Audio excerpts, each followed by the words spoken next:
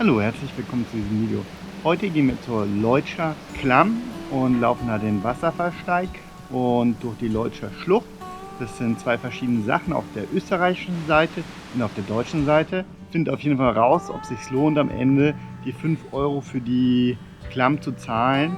Kleiner Spoiler schon mal, uns hat die Geisterklamm auf jeden Fall wunderbar gefallen. Die Geisterklamm ist super schön und ein Ausflugsziel wert. Hier sind unsere Eindrücke. Viel Spaß mit dem Video. Über ein Abo, einen Kommentar und ein Like freue ich mich sehr.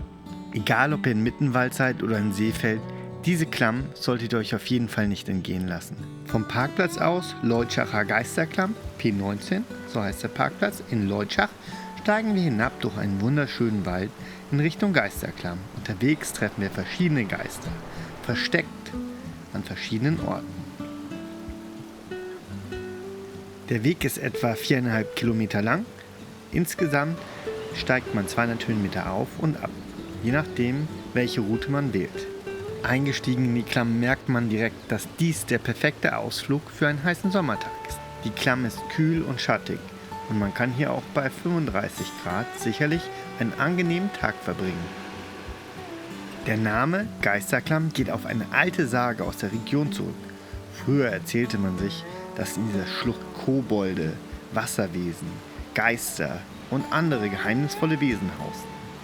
Und auch heutzutage, wenn es Nebel hat und der Wind durch die Schlucht pfeift, das Wasser rauscht und plätschert, kann man sich gut vorstellen, dass hier Geister leben. Und wenn ihr Ausschau haltet, werdet ihr den ein oder anderen Geist tatsächlich auch sehen können. Die Geisterklamm erzählt natürlich nicht nur eine Geschichte von Geistern. Über viele Millionen Jahre bahnte sich das Wasser hier nämlich seinen Weg. Die verschiedenen Brücken sind in der Klamm auf jeden Fall der Höhepunkt, aber die ganze Natur außenrum ist wunderschön. Also die ganzen Schmetterlinge und kleinen Tiere, die man überall sieht, die Blumen und natürlich das Wasser unten, das Rauschen. Das ist super entspannt und extrem meditativ.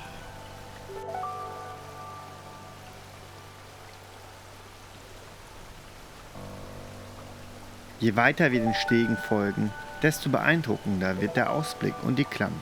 Wer nicht schwindelfrei ist, hat hier ein kleines Problem, denn man kann durch die Stege direkt bis zum Wasser schauen. Dies ist etwas gruselig, wenn man mit der Höhe Probleme hat. Die Höllbrücke und die Panoramabrücke sind für mich auf jeden Fall die Highlights dieser Tour. Hier kann man ziemlich weit in die Tiefe schauen, aber auch aus der Klamm hinaus auf die wunderschönen Berge von Mittenwald und der Umgebung. Die Berge des Karwendels sind wunderschön.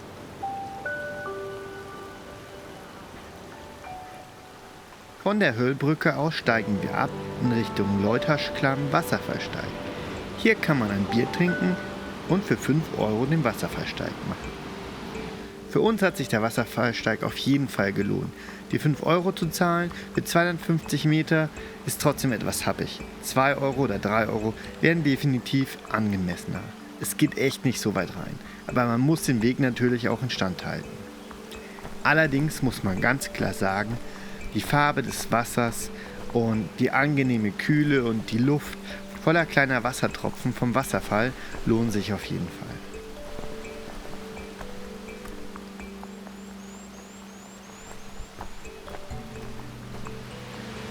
Besonders bei der Schneeschmelze oder bei starkem Regen wird hier die Kraft des Wassers sichtbar. Kleinere und größere Felsbrocken werden mit dem Wasser mitgeschleppt und wirken wie Schleifpapier. So ergibt sich die Schlucht.